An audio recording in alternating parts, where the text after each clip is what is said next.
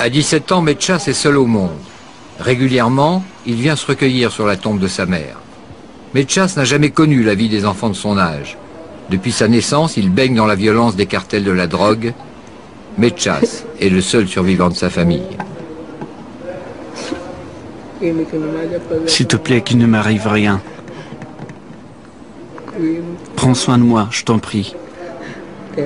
Je t'aime. Je vais tuer tous ces connards. On l'a tué. Orphelin, tiraillé entre son désespoir et son désir de vengeance, Metchas est totalement livré à lui-même. Il se demande encore qui a tué sa mère.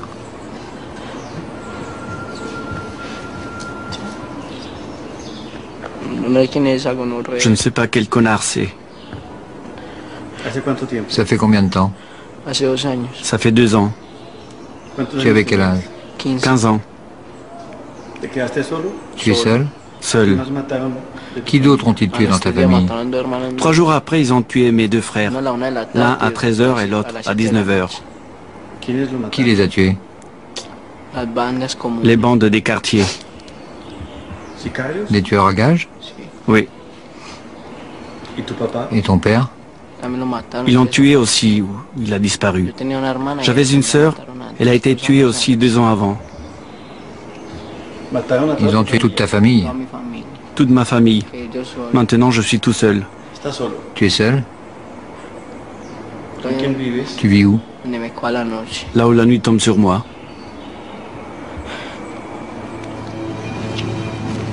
C'est comme ça que Metchas est devenu tueur à gages. Un enfant tueur impitoyable, à la petite gueule d'ange ou de démon.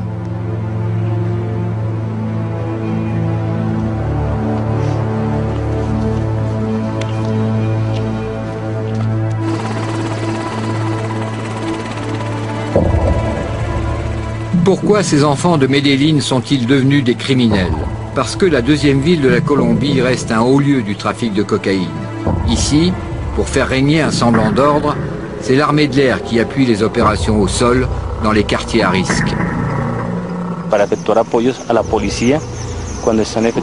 Nous soutenons le travail de la police lorsqu'elle fait des opérations dans les bidonvilles contre les narcoterroristes, les milices et les guerrilleros qui attendent en embuscade dans ces quartiers.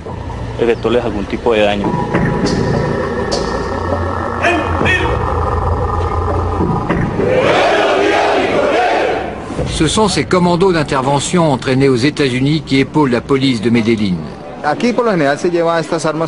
Ici, en général, nous devons utiliser cet armement de combat pour répliquer aux attaques, parce qu'ils ont les mêmes armes que nous. Mais nous arriverons avec des armes de pénétration, des fusils d'assaut et des mitraillettes.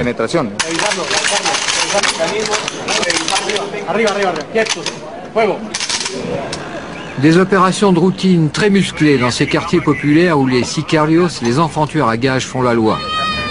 Las Comunas, les bidonvilles sur les hauteurs, Carpinello, Belenchito Corazon, Manrique, pire que le Bronx, Harlem ou Chicago.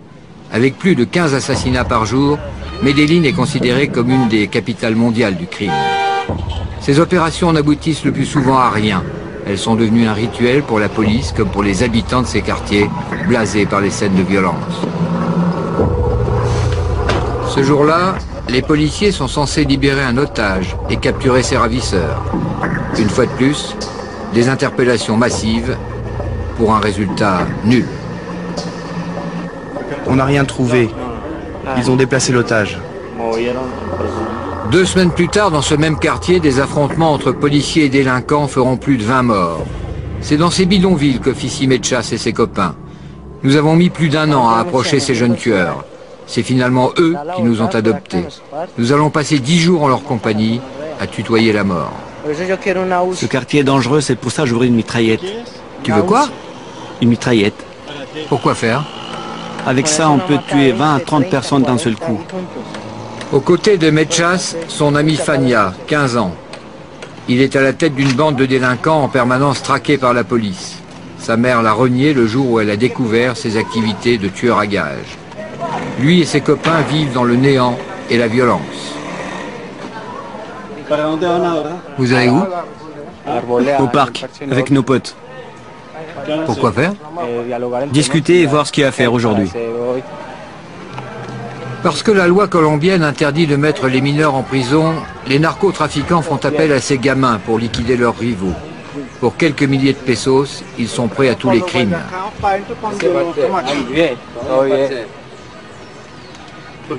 Pourquoi tu fais le signe de croix? Pour remercier Dieu d'être vivant un jour de plus. Tu crois en Dieu? Ouais, bien sûr. Tu vas à la messe? Non, sinon je fondrais comme une bougie. Pourquoi? Je suis un grand pécheur. Grand pécheur ou grande détresse, ils n'ont jamais connu que l'école de la rue, sa loi, sa violence.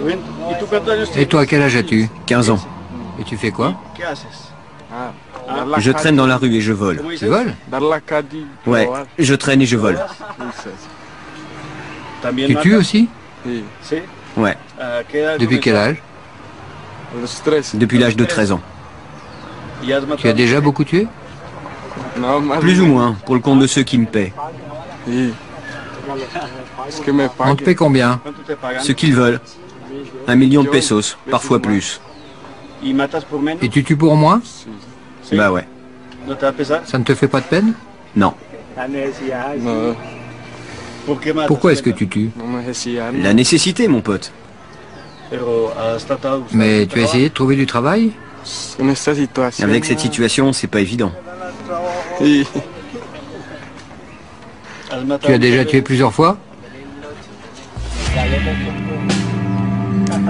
Lui, c'est El Flaco.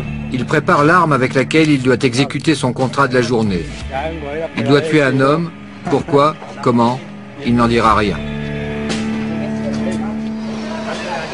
Quelques minutes plus tard, nous retrouvons Mechas au coin de la rue. Il dégaine vite.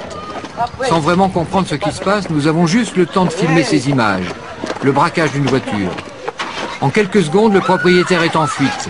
Mechas et son copain ont réussi leur coup.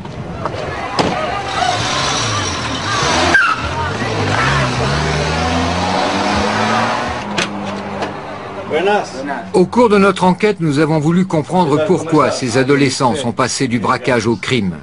Nous retrouvons Fania chez le copain qui l'héberge. Comment tu as commencé à tuer? Par vengeance. Qu'est-ce qu'on t'a fait? Ils ont tué mon petit cousin que j'aimais beaucoup. Et ensuite? À partir de là, j'ai voulu venger sa mort et je voulais le tuer. Mais tu avais 13 ans, ça a été facile pour toi de tuer la première fois? Non, j'avais peur. Mais avec la rage, quand je l'ai eu en face, je l'ai tué d'un seul coup. Par vengeance, c'est tout.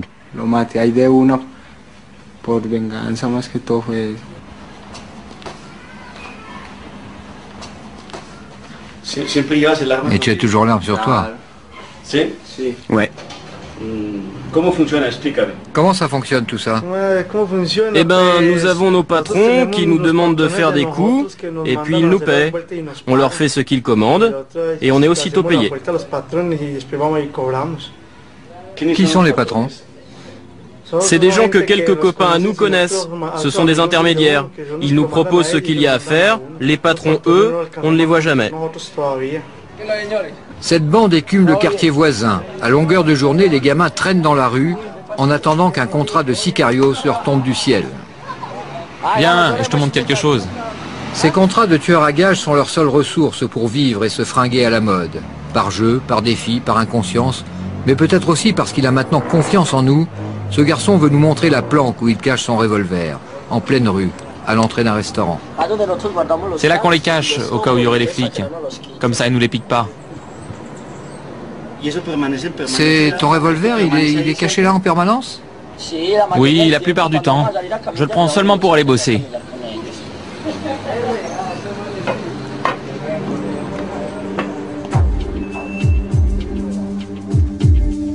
Prison de Bogota. Ce jour-là, nous avons une autorisation exceptionnelle pour une rencontre exceptionnelle au quartier de haute sécurité. Aucune caméra n'a jamais été autorisée à filmer le détenu que vous allez voir. John Jairo Velasquez Vasquez paye depuis 11 ans le prix de 72 condamnations. Pablo Escobar l'avait baptisé Popeye. C'est lui qui recrutait les tueurs à gages pour le compte du gros bonnet de la drogue abattu en 93. Pablo Escobar était entouré d'environ 3000 tueurs à gages. Quel salaire avait chaque tueur à gages? Non, il n'avait pas de salaire. Pour chaque assassinat, il leur payait une certaine somme. Quel âge avaient les tueurs à gages?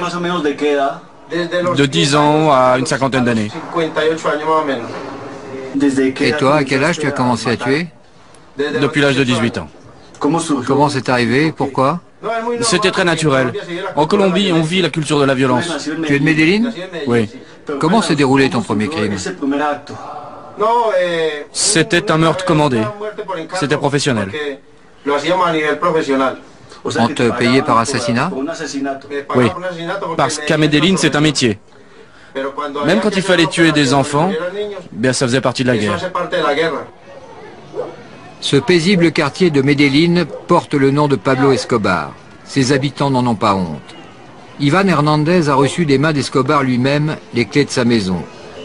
Pendant qu'il vendait de la poudre de mort au monde entier, Escobar faisait du social à Medellín.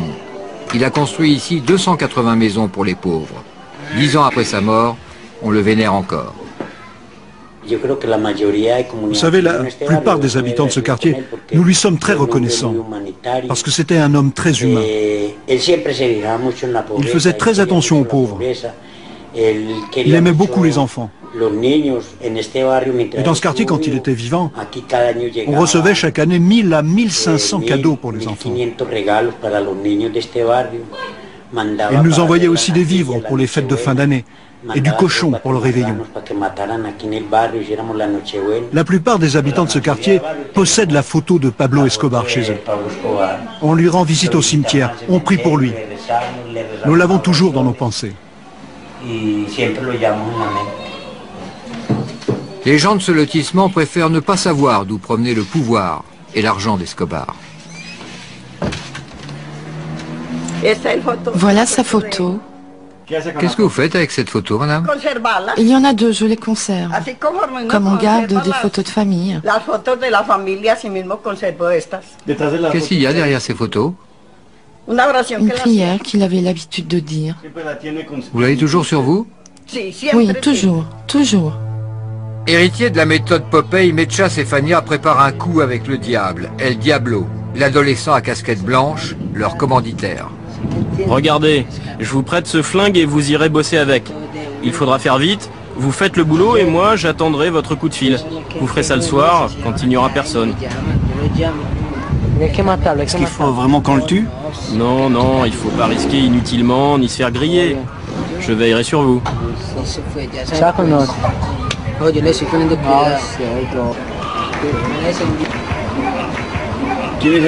C'est qui le diable? Lui, notre pote. Pourquoi on t'appelle le diable? Je ne sais pas, mon pote. Ils disent que c'est parce que je suis moche. En fait, je ne sais pas pourquoi. Qu'est-ce que vous allez faire maintenant, Mechas? Voler dans une salle de billard. De quelle façon? Un braquage. Il faut aller braquer un mec et voilà. C'est dans le coin? Là-bas en haut, dans le quartier d'à côté. Ici, on ne peut pas voler. On serait mal vu par les habitants du quartier. Ici, on préfère rendre service aux gens. Réalité ou fiction, simple frime pour notre caméra, nous ne le saurons jamais. Mechas et ses copains nous affirment qu'ils préparent un meurtre avec ce couteau.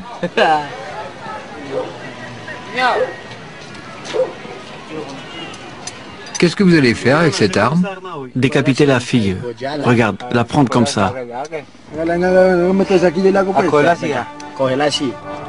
Ils attendent un coup de fil de leur commanditaire, en s'amusant comme des gosses avec l'arme de leur prochain crime. La frime, les fringues, la drague.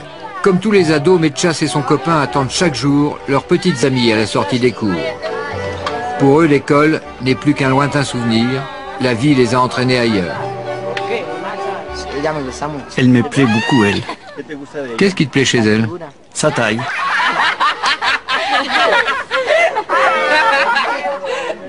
Et Mechas, s'il te plaît aussi? Plus ou moins, Plus ou moins? oui. Qu'est-ce qui te plaît chez lui? Tout.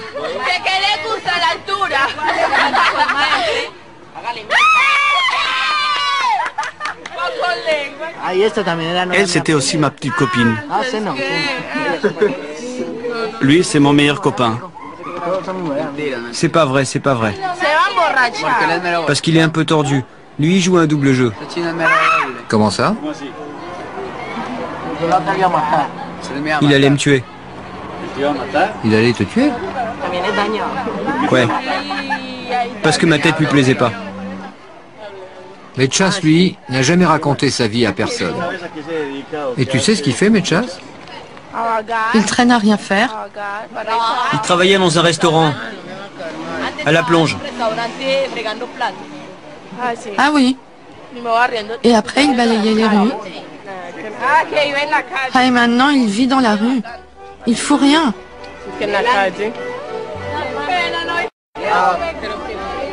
Brusquement, le charme est rompu. Mechas est rattrapé par son cauchemar. Il nous demande de le suivre. Tu viens, on va au cimetière? Quel cimetière? Celui du quartier Américas, chez mes petits frères.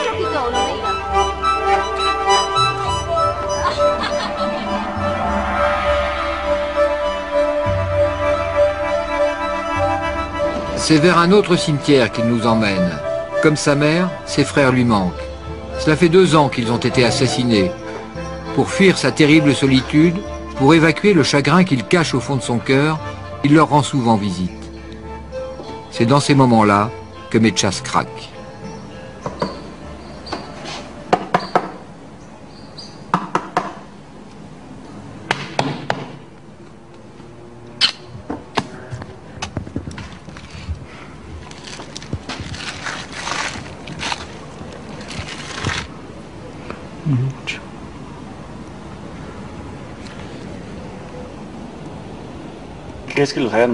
Pourquoi ils les ont tués? Je crois que c'est par vengeance. Mais qu'est-ce qu'ils avaient fait? Mon frère était très méchant. Il faisait quoi? Il tuait beaucoup. Et ton autre frère? Lui, il étudiait. Et tu crains pas qu'on te fasse la même chose? Si je meurs, je serai avec eux pour le moment qu'ils prennent soin de moi, qu'il ne m'arrive rien de mal. Quel âge avait chacun d'eux? Lui avait 24 ans et lui 17. Et toi? Quel âge tu avais quand ils ont été tués? J'avais 15 ans. Ils les ont tués devant toi? Non, j'étais à l'épicerie, mais on les a tués à l'intérieur de la maison. Où tu vis? Où je vivais.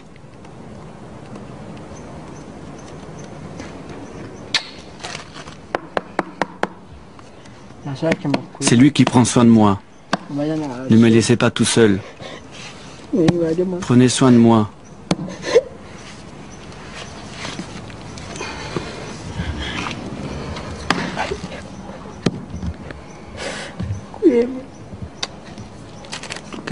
Lui, je l'aimais beaucoup.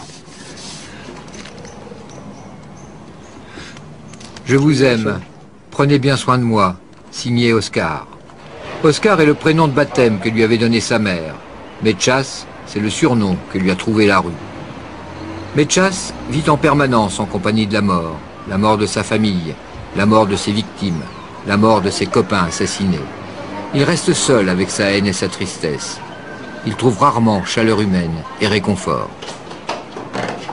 Yolanda est une brave femme du quartier. Elle accepte de temps en temps d'héberger Mechas et ses copains. C'est chez elle qu'ils préparent bien souvent leurs mauvais coups. Yolanda est au courant de tout, mais fait semblant de ne rien savoir. Parfois, il me demande de le loger. Alors il dort ici. Sinon, je ne sais pas où il va dormir. Mais je l'ai déjà vu dans la rue, lorsque j'allais au travail. Il y a quelques jours, je l'ai aperçu dans la rue. J'attendais mon bus. Il était 5 heures du matin.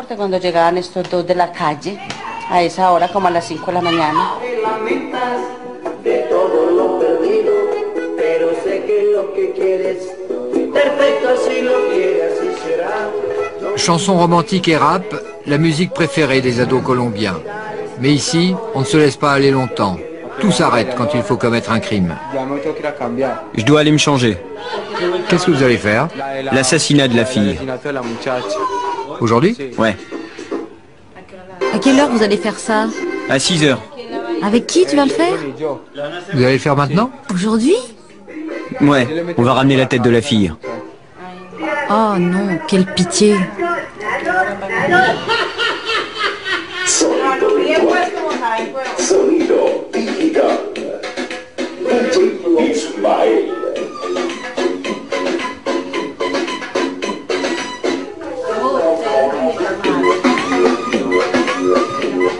Un dernier rap et ils y vont sans hésiter. Je vais me changer, comme ça je fais un peu voyou.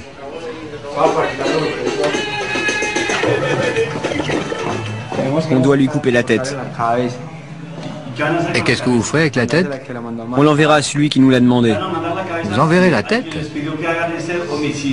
Ouais, bien sûr. Ça ne t'impressionne pas? Mais pourquoi? Depuis qu'ils ont tué mon petit cousin, j'ai peur de rien, ni pitié de personne.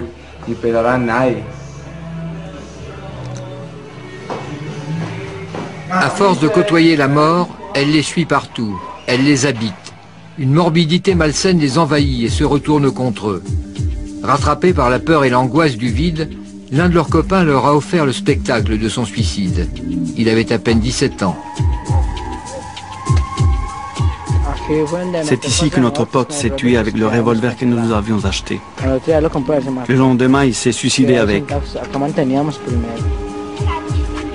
Il est resté assis là où nous étions sous les gradins. Il s'appelait comment? Il s'appelait John. Comme ça, assis. Devant vous? Ouais. Le sang avait coulé par ici. Il y en a encore. Nous étions tous ici. Ensuite, nous avons crié toutis, toutis, puis nous l'avons emmené dehors. Lui, c'était aussi un tueur à gages? Eh bah ouais. Il tuait et volait comme nous.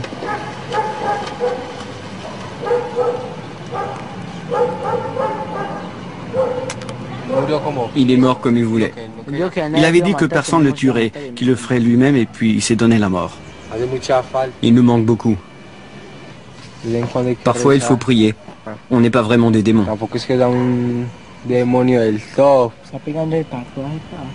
Tu pries comment? J'ai une prière particulière. Je l'utilise tout le temps. Qu'est-ce que tu demandes à Dieu? De me pardonner d'être comme je suis. Je lui demande de m'aider pour que tout aille bien. Qu'il me protège. Il a ma vie entre ses mains. À lui de savoir ce qu'il en fera. Compagnons et complices dans le malheur, Mechas et Fania ont les mêmes mots pour saluer leur ami disparu. On t'aime. Tes amis t'oublieront jamais.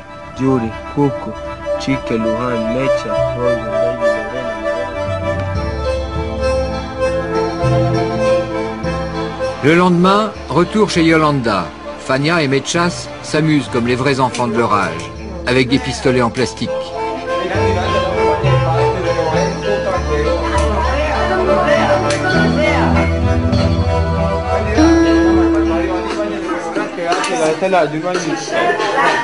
C'est le t-shirt que ma copine m'a offert. Comme tous les ados, avant de partir au collège, ils soignent leur look. Mais eux n'iront pas à l'école. Ils ont rendez-vous avec le diable, El Diablo. Il va leur donner de nouvelles instructions pour un meurtre payé d'avance. Tu arrives chez la fille, en taxi, avec le flingue. Au retour, tu montes sur la moto comme si de rien n'était, normalement. Qu'est-ce que vous préparez? Un homicide, un crime qu'il tarde à faire.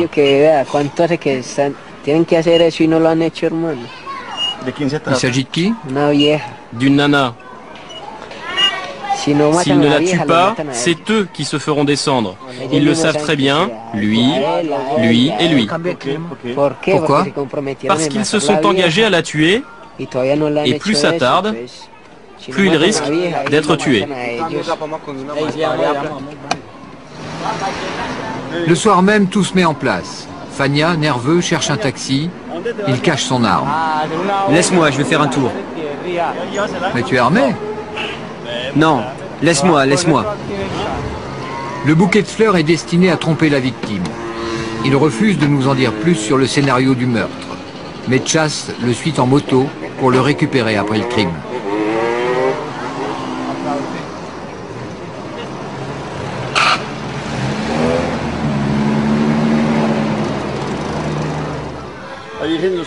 La Vierge Marie vous protège? Bien sûr, de tous les maux et de tous les dangers. Tu crois en Dieu? Bien sûr, il faut croire en Dieu, en celui qui nous donne cette vie tragique que nous menons. L'attente est longue. Ça fait plus d'1 heure que Fania et Mechas sont partis. La nervosité s'installe. Je t'avais dit que ça serait chaud là-bas. Ils se sont fait griller. On aura d'autres coups à faire. Toujours d'autres coups et plus d'argent. Plus d'argent et encore plus d'argent. Fania revient enfin. Il reste 2 balles dans le revolver.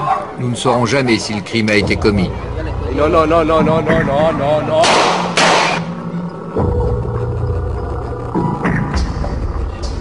Pas de famille, pas d'école, pas d'avenir.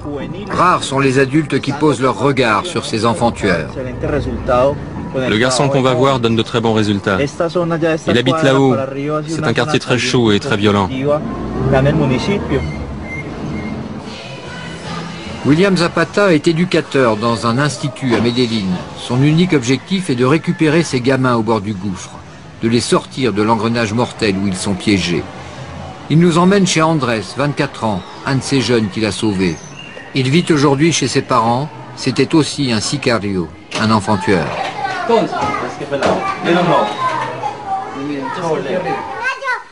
Andrés a commencé à tuer dès l'âge de 15 ans. Dans sa chambre, il garde précieusement les souvenirs qui ont marqué sa première vie.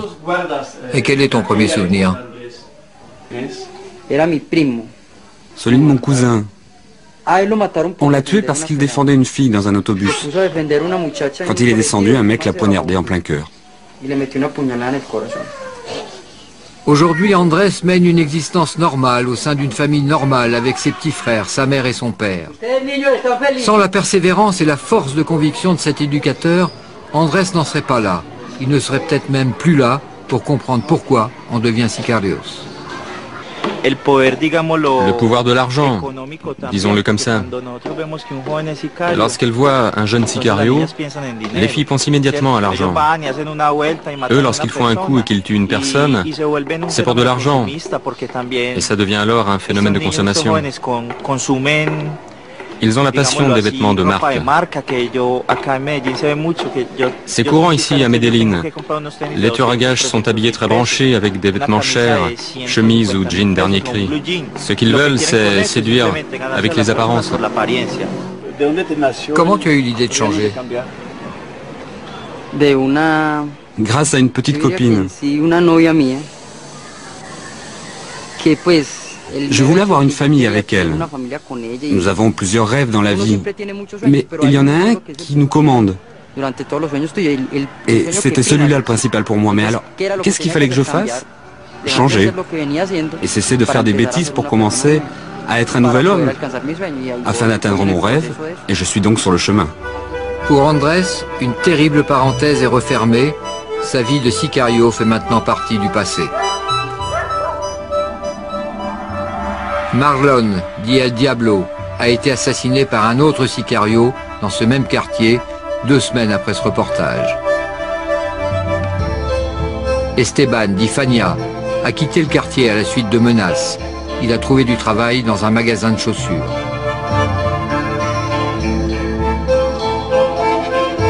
Oscar, dit Mechas, lui aussi menacé, a quitté le quartier. Il poursuit son aventure sans issue pour le compte d'un nouveau commanditaire. Il tuait et volait comme nous.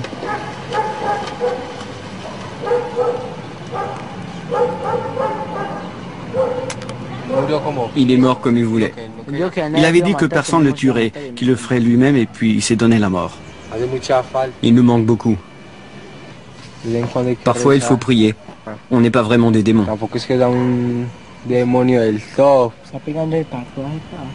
Tu pries comment? J'ai une prière particulière. Je l'utilise tout le temps.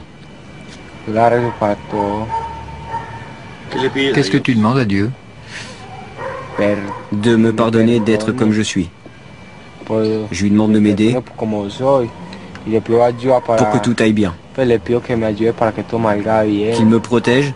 Il a ma vie entre ses mains. À lui de savoir ce qu'il en fera. Compagnons et complices dans le malheur, Mechas et Fania ont les mêmes mots pour saluer leur ami disparu. On t'aime. Tes amis t'oublieront jamais.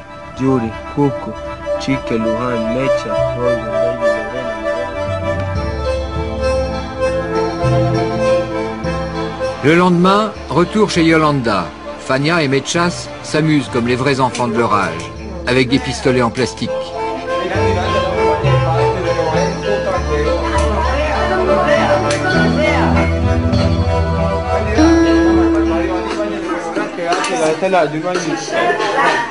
C'est le t-shirt que ma copine m'a offert.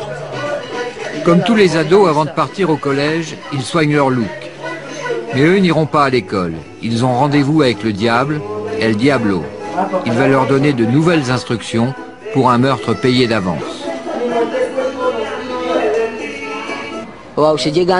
Tu arrives chez la fille, en taxi, avec le flingue. Au retour, tu montes sur la moto comme si de rien n'était, normalement. Qu'est-ce que vous préparez? Un homicide, un crime qu'il tarde à faire.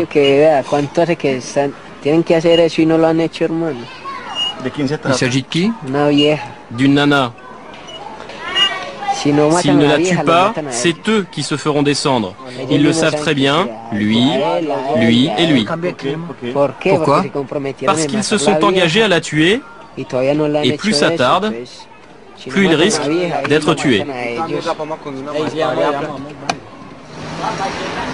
Le soir même, tout se met en place. Fania, nerveux, cherche un taxi. Il cache son arme. Laisse-moi, je vais faire un tour. Mais tu es armé? Non, laisse-moi, laisse-moi.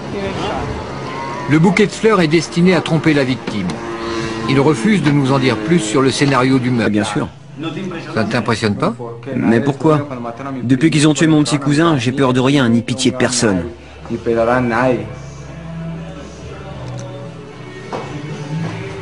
À force de côtoyer la mort, elle les suit partout. Elle les habite. Une morbidité malsaine les envahit et se retourne contre eux. Rattrapés par la peur et l'angoisse du vide, l'un de leurs copains leur a offert le spectacle de son suicide. Il avait à peine 17 ans. C'est ici que notre pote s'est tué avec le revolver que nous avions acheté. Le lendemain, il s'est suicidé avec. Il est resté assis là où nous étions sous les gradins. Il s'appelait comment? Il s'appelait John. Comme ça, assis. Devant vous? Oui. Le sang avait coulé par ici. Il y en a encore. Nous étions tous ici. Ensuite, nous avons crié toutis, toutis, puis nous l'avons emmené dehors. Lui, c'était aussi un tueur à gages? Eh bah ouais.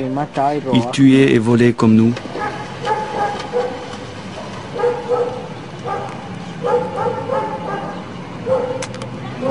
Il est mort comme il voulait.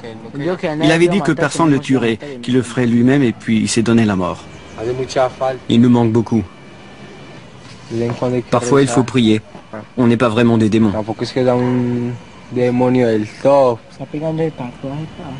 Tu pries comment? J'ai une prière particulière. Je l'utilise tout le temps.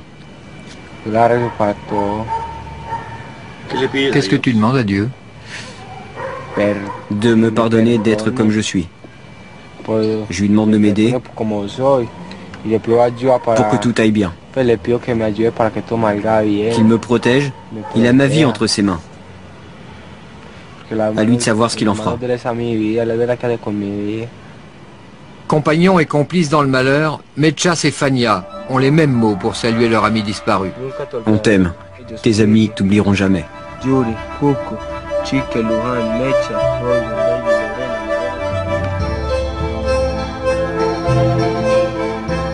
Le lendemain, retour chez Yolanda. Fania et Mechas s'amusent comme les vrais enfants de leur âge, avec des pistolets en plastique.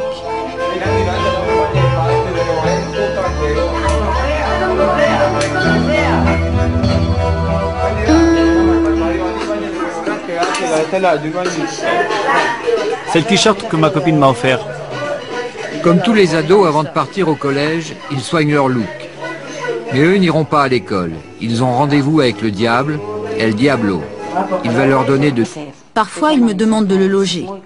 Alors il dort ici. Sinon, je ne sais pas où il va dormir. Mais je l'ai déjà vu dans la rue, lorsque j'allais au travail. Il y a quelques jours, je l'ai aperçu dans la rue. J'attendais mon bus. Il était 5 heures du matin.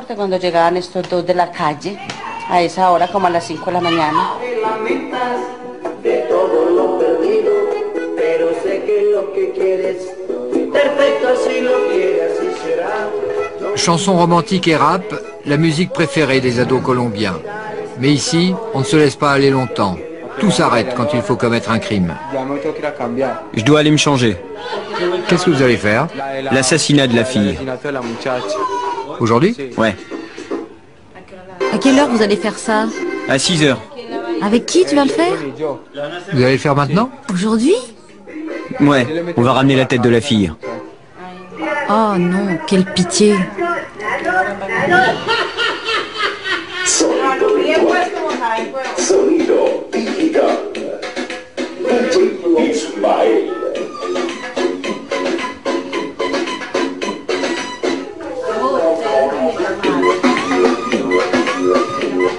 Un dernier rap et ils y vont sans hésiter.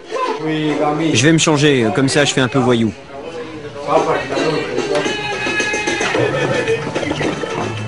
On doit lui couper la tête. Et qu'est-ce que vous ferez avec la tête? On l'enverra à celui qui nous l'a demandé. Vous enverrez la tête? Ouais, bien sûr.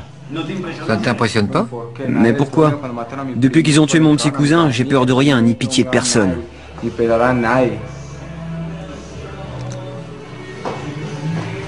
À force de côtoyer la mort, elle les suit partout, elle les habite. Une morbidité malsaine les envahit et se retourne contre eux. Rattrapés par la peur et l'angoisse du vide, l'un de leurs copains leur a offert le spectacle de son suicide. Il avait à peine 17 ans. C'est ici que notre pote s'est tué avec le revolver que nous avions acheté. Le lendemain, il s'est suicidé avec. Il est resté assis là où nous étions sous les gradins. Il s'appelait comment? Il s'appelait John. Comme ça, assis. Devant vous? Ouais. Le sang avait coulé par ici. Il y en a encore. Nous étions tous ici. Ensuite, nous avons crié toutis, toutis, puis nous l'avons emmené dehors. Lui, c'était aussi un tueur à gages? Eh bah ouais. Il tuait et volait comme nous. Avec. Il est resté assis là où nous étions sous les gradins. Il s'appelait comment? Il s'appelait John. Comme ça, assis. Devant vous? Ouais. Le sang avait coulé par ici. Il y en a encore. Nous étions tous ici. Ensuite, nous avons crié toutis, toutis, puis nous l'avons emmené dehors. Lui, c'était aussi un tueur à gages? Eh bah ouais. Il tuait et volait comme nous.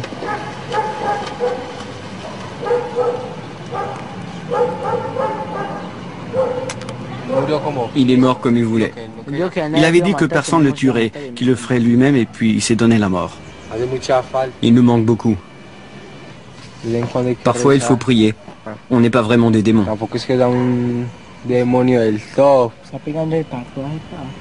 Tu pries comment? J'ai une prière particulière.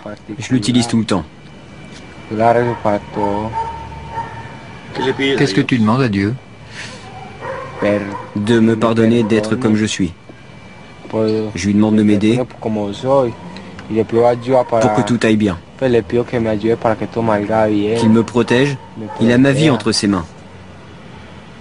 À lui de savoir ce qu'il en fera. Compagnons et complices dans le malheur, Mechas et Fania ont les mêmes mots pour saluer leur ami disparu. On t'aime. Tes amis t'oublieront jamais.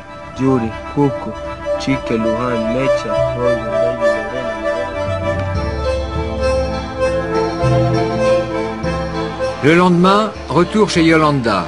Fania et Mechas s'amusent comme les vrais enfants de leur âge, avec des pistolets en plastique.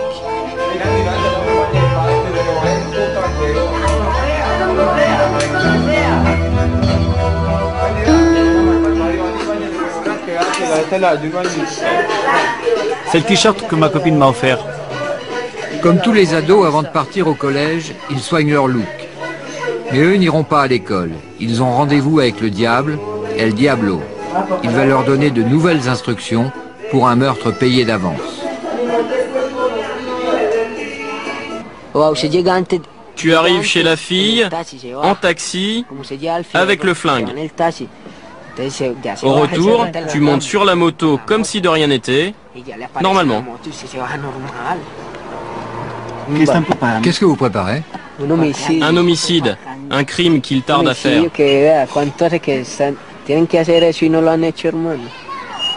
Il s'agit de qui? D'une nana. S'ils ne la tuent pas, c'est eux qui se feront descendre. Tu as déjà beaucoup tué? Plus ou moins, pour le compte de ceux qui me paient. On te paie combien? Ce qu'ils veulent. 1 million de pesos, parfois plus. Et tu tues pour moi? Bah ouais. Ça ne te fait pas de peine? Non. Pourquoi est-ce que tu tues? La nécessité, mon pote. Mais tu as essayé de trouver du travail? Avec cette situation, c'est pas évident. Tu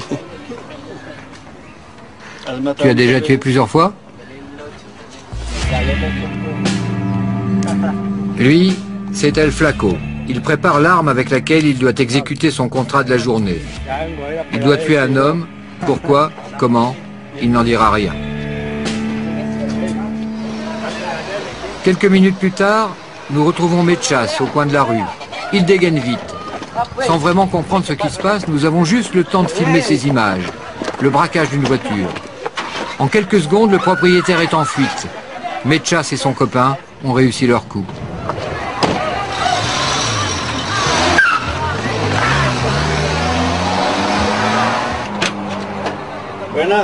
Au cours de notre enquête, nous avons voulu comprendre pourquoi ces adolescents sont passés du braquage au crime. Nous retrouvons Fania chez le copain qui l'héberge. Comment tu as commencé à tuer? Par vengeance. Qu'est-ce qu'on t'a fait? Ils ont tué mon petit cousin que j'aimais beaucoup. Et ensuite? À partir de là, j'ai voulu venger sa mort et je voulais le tuer. Mais tu avais 13 ans, ça a été facile pour toi de tuer la première fois? Non, j'avais peur. Mais avec la rage, quand je l'ai eu en face, je l'ai tué d'un seul coup. Par vengeance, c'est tout.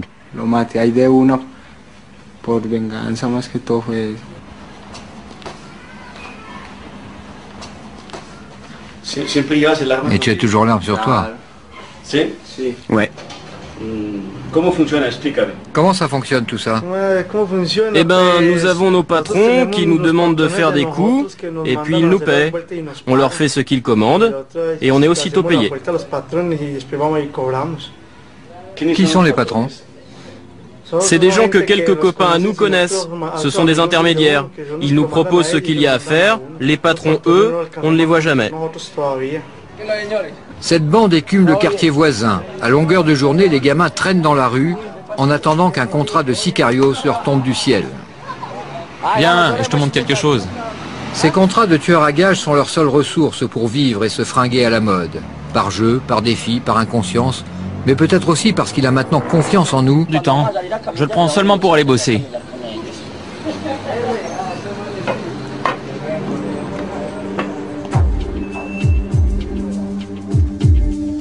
Prison de Bogota. Ce jour-là, nous avons une autorisation exceptionnelle pour une rencontre exceptionnelle au quartier de haute sécurité. Aucune caméra n'a jamais été autorisée à filmer le détenu que vous allez voir. John Jairo Velázquez Vázquez paye depuis 11 ans le prix de 72 condamnations. Pablo Escobar l'avait baptisé Popeye. C'est lui qui recrutait les tueurs à gages pour le compte du gros bonnet de la drogue abattu en 93. Pablo Escobar était entouré d'environ 3000 tueurs à gages. Quel salaire avait chaque tueur à gages? Non, il n'avait pas de salaire. Pour chaque assassinat, il leur payait une certaine somme. Quel âge avaient les tueurs à gages? De 10 ans à une cinquantaine d'années. Et toi, à quel âge tu as commencé à tuer? Depuis l'âge de 18 ans. Comment c'est arrivé? Pourquoi? C'était très naturel. En Colombie, on vit la culture de la violence. Tu es de Medellín? Oui. Comment s'est déroulé ton premier crime? C'était un meurtre commandé. C'était professionnel. On te payait par assassinat? Oui. Parce qu'à Medellín, c'est un métier. Même quand il fallait tuer des enfants, bien ça faisait partie de la guerre. Ce paisible quartier de Medellín porte le nom de Pablo Escobar. Ses habitants n'en ont pas honte. Ivan Hernandez a reçu des mains d'Escobar lui-même les clés de sa maison. Pendant qu'il vendait de la poudre de mort au monde entier, Escobar faisait du social à Medellín. Il a construit ici 280 maisons pour les pauvres. 10 ans après sa mort, on le vénère encore. Vous savez, la plupart des habitants de ce quartier, nous lui sommes très reconnaissants, parce que c'était un homme très humain. Il faisait très attention aux pauvres. Il aimait beaucoup les enfants. Et dans ce quartier, quand il était vivant, on recevait chaque année 1000 à 1500 cadeaux pour les enfants. Il nous envoyait aussi des vivres pour les fêtes de fin d'année et du cochon pour le réveillon. La plupart des habitants de ce quartier possèdent la photo de Pablo Escobar chez eux. On lui rend visite au cimetière, on prie pour lui. Nous l'avons toujours dans nos pensées. Les gens de ce lotissement préfèrent ne pas savoir d'où provenait le pouvoir et l'argent d'Escobar. Voilà sa photo. Qu'est-ce que vous faites avec cette photo, madame? Il y en a deux, je les conserve. Comme on garde des photos de famille. Tueur impitoyable, à la petite gueule d'ange ou de démon.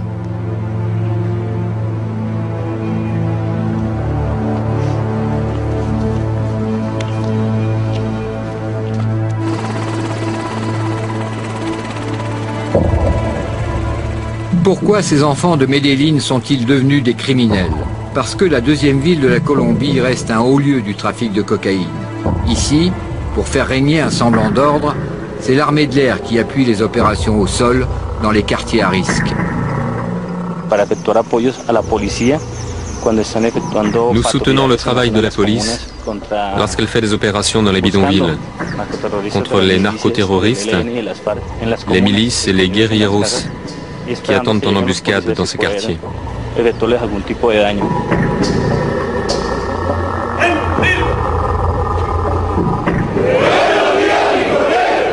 Ce sont ces commandos d'intervention entraînés aux États-Unis qui épaulent la police de Medellín. Ici, en général, nous devons utiliser cet armement de combat pour répliquer aux attaques, parce qu'ils ont les mêmes armes que nous. Mais nous arriverons avec des armes de pénétration, des fusils d'assaut et des mitraillettes.